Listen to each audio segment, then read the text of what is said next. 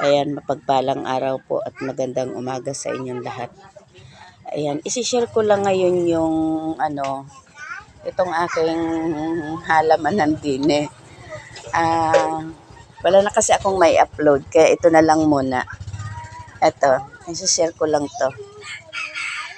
Ayan, hindi na siya gumanda dahil halos hindi ko na siya maalagaan ng maayos dahil nga sa tayo ay busy sa ating pagko-content.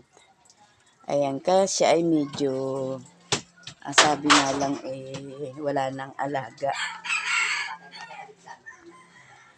Pero natutuwa ako ngayon dahil ang aking mga rose ay namumulaklak na. Oh, ayan. Sige na siyang pamulaklak. At saka ito, pwede na ako dito ngayon magtanim. Ito ng panahon tag-ulan, ito itinanim ko ito sa paso. Napakarami ng ibinungan nito mga ka-idol. Ayan. Ayan sabing siling maanghang. Tapos ito ngayon, ay nililinis ko na. Ito. Kapag kasi panahon ng tag-ulan, hindi ako dito makapagtanim-tanim dahil ito na-istakan ng tubig. Ayan, napakarami dito sumibol na mga alugbati, mga ka-idol. Ayan. Puro alugbati yan. Ayan, yan ngayon ang inaalagaan ko, dinidiligan araw-araw, halos umaga't hapon.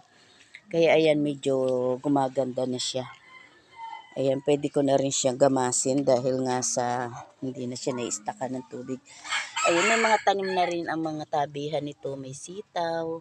Ayan, may sitaw yan. At saka, ayan, ang okra.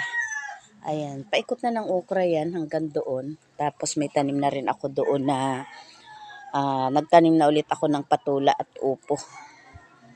Ayan. Ang isusunod kong gagawin din ay na lang ako. Magbabalag na lang ako ng gapangan ng upo at patula. Tapos, ayan, tataniman ko rin yan ng kahit ilang puno ng talong at saka mustasa at pechay. Ayan. Short videos lang ito mga ka-idol dahil nga sa ako ay wala nang may upload. Kaya kuha lang muna tayo ng may upload dito sa ating paligid ng bahay. Ayan, magandang umaga na lang sa inyong lahat mga ka-idol. Bye-bye na. God bless and love you all.